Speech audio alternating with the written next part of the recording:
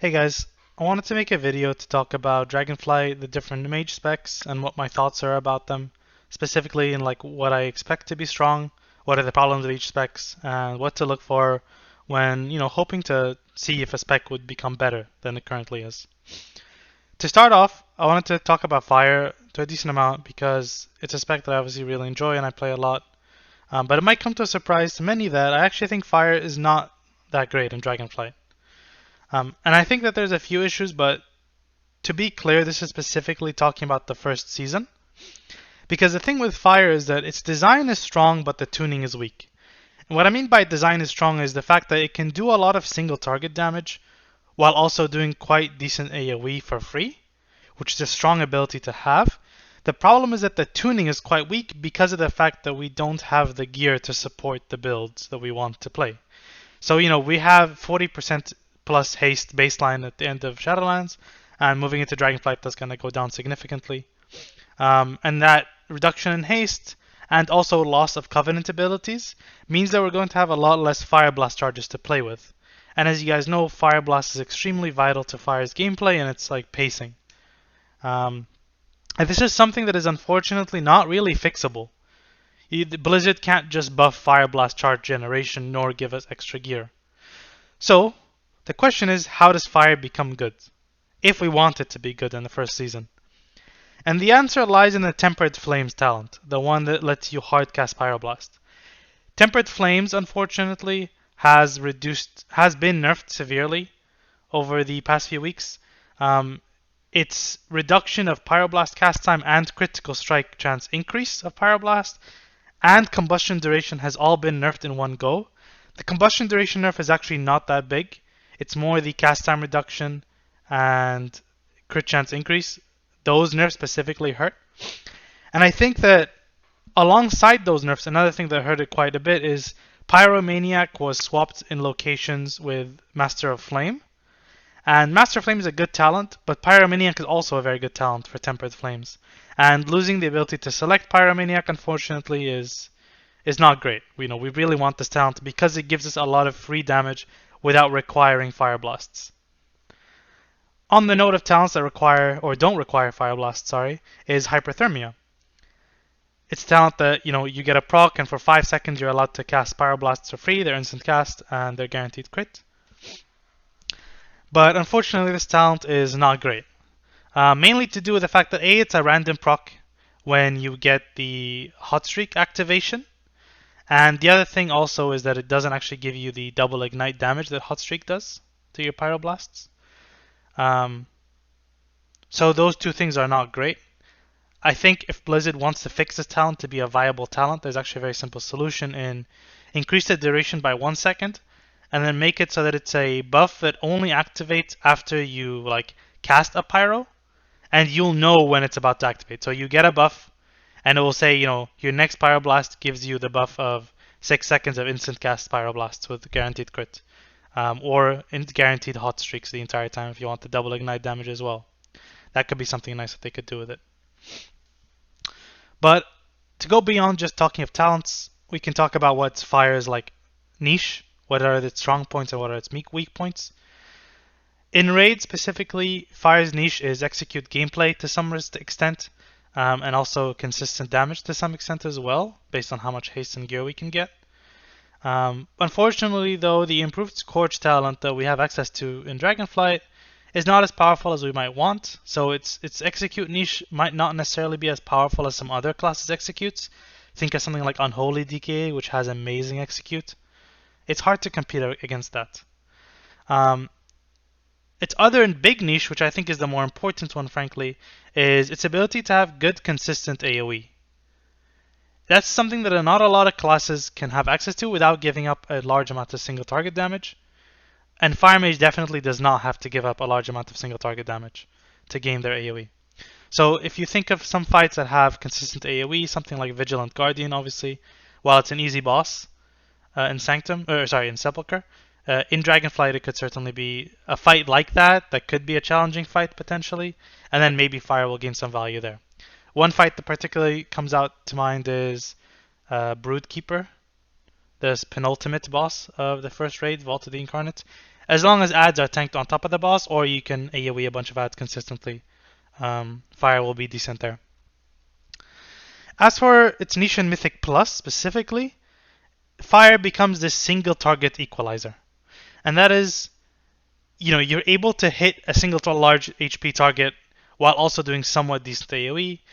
Previous specs that have done this role was something like an Outlaw Rogue in Season 3 and Season 4, where it's able to just hit one target and then have its Blade Flurry cleave other targets. That's something that Fire can do.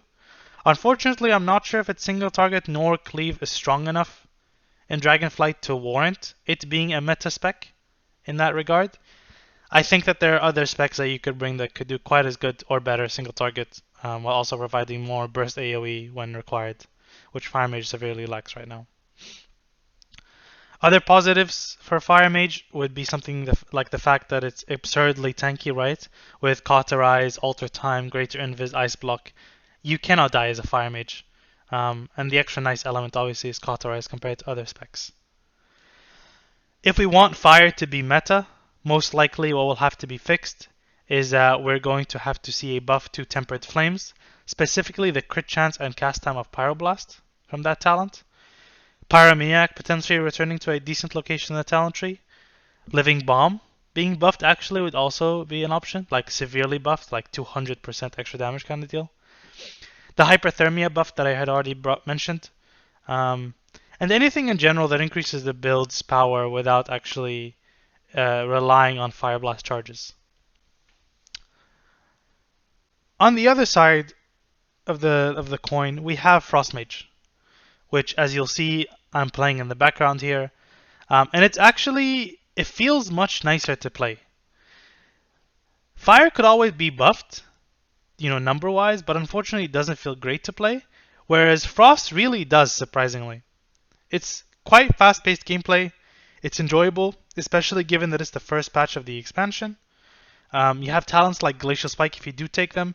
They're very satisfying, although I will say right now Glacial Spike does not seem to be the optimal choice. But it is quite satisfying because of these huge ability crits, right? Furthermore, on that note, Glacial Spike does introduce some complexity and min-max potential because of the RNG factor of Icicles. Specifically the talent points that have a chance to give you extra Icicles. I think it's like a 30% chance when you Frostbolt or Flurry to get an extra Icicle. So those are quite nice. Yeah. As you can tell from the dungeon that I'm playing right now in the background, Frost is actually my choice so far with current tuning and design. If we don't see any major changes to the Mage class, I really expect Frost Mage to be the go-to Mage spec for both Raid and Mythic Plus. The one negative about Frost is that it doesn't really have quite defined niches. It can provide quite a bit of decent single targets while also AoEing, thanks to Ice Lance being our main damage dealer. Which is, that's always a positive to have. You can burn high HP ads and you can focus things down. There's some funnel aspect involved.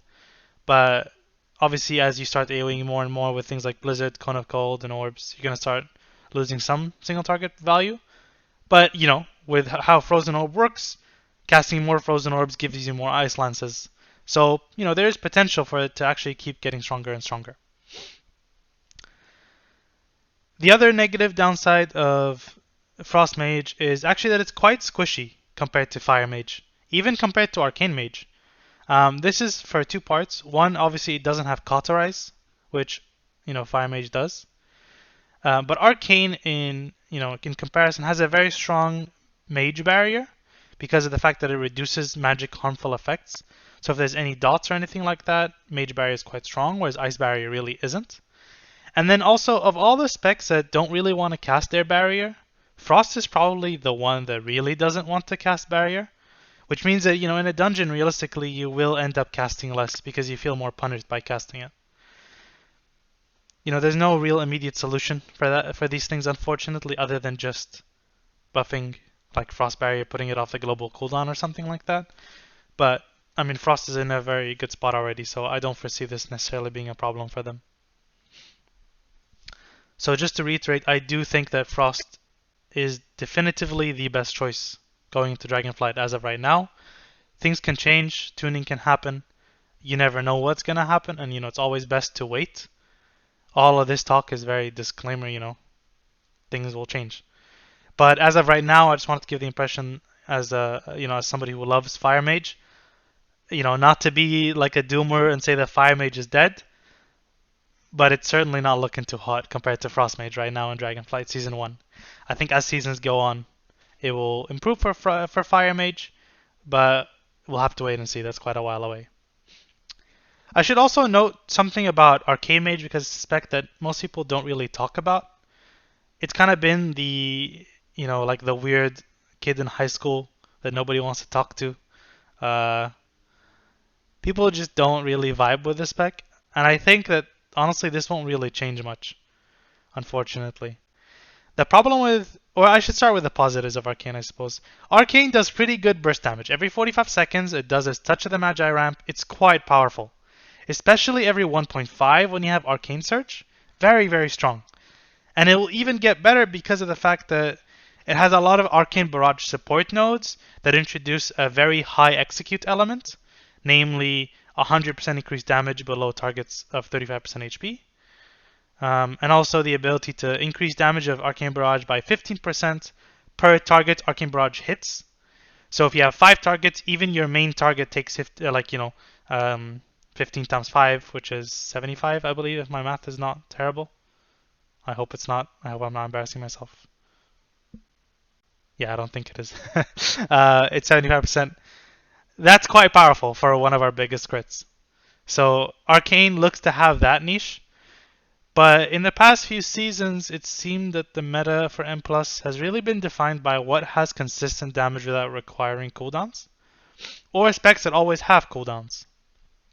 If you look back at Season 4 and Season 3, the likes of Destruction Warlock and Survival Hunter, and even Fire Mage, Windwalker Monk, all these classes have very frequent cooldowns that do quite a lot of damage, and even outside their cooldowns, they do good damage, and that's the important thing. Arcane does not have good consistent AoE, nor good consistent single target. It only has its burst windows. Now, its burst windows are very powerful, don't get me wrong, and it could still be strong if it's tuned to be powerful, right? If the numbers are just high, it will be strong. But this is certainly a weak point that Arcane suffers from. Another thing to mention about Arcane is that it is actually quite immobile. This is not as bad as it used to be because Presence of Mind now actually is a 45-second cooldown, I believe, instead of a 1.5 minute cooldown. I could be incorrect about that, but the frequency of Presence of Mind is a lot more often. I do believe it is 45. It's a lot more often, which means that we're not going to be as hindered by our need to cast Arcane Blasts in our ramp. But there will be things to look at because also there is the potential that we're casting Arcane Missiles during our ramp thanks to Arcane Echo, I believe it's called. And even if you take the ability to the talent that lets you cast Arcane Missiles while moving during clear casting, those are only during clear casting, and those are not all of our Arcane Missiles. So that potentially is still a problem. But Presence of Mind certainly alleviates some of these issues. As to what I think Arcane's job will be or where its position is going to be, I expect Arcane to be this more of a niche spec than a reliable meta spec. I think that it's very likely, or maybe I shouldn't say very likely, but quite possible that it's played on very specific encounters here or there. If you look back in time, you can look at things like Anduin for Arcane Mage, and Sepulchre was quite powerful.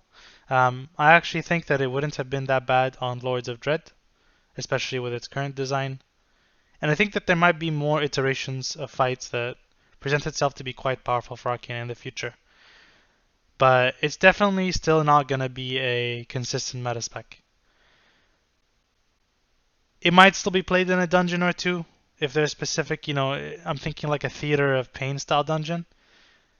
If we have another one of those, Arcane could be quite powerful due to its burst and single target focus. Especially if there's like some kind of like funnel element that you'd want in there. But I think for your average regular Joe like Mythic Plus dungeon, it's certainly not going to be the most attractive choice to go from the start.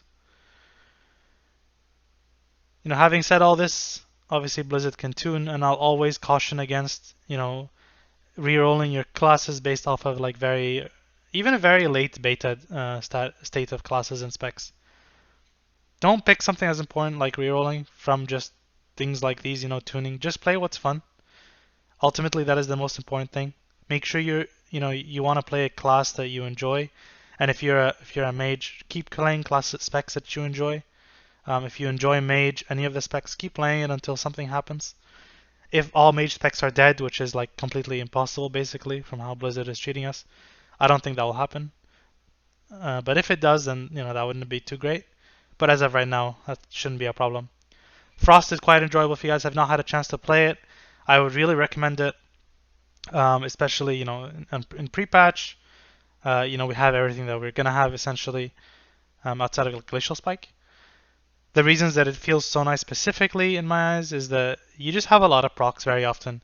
You're not casting Frostbolt much, which is, you don't want to be casting Frostbolt as a Frost Mage. You want to be pressing Ice Lance, you want to be pressing Flurry, you want to be pressing Blizzard and Orb. And you're doing that a lot in Dragonflight. So that's really positive. But yeah, those are my closing thoughts. Let me know what you guys think in the comments if you disagree with something, or if you think that there's something that I missed. If you really liked my breakdown or analysis, you want to see more videos like this, let me know. I'm looking to expand my kind of content and do things that specifically more people enjoy. And I think that this is some of the outlook that people would want.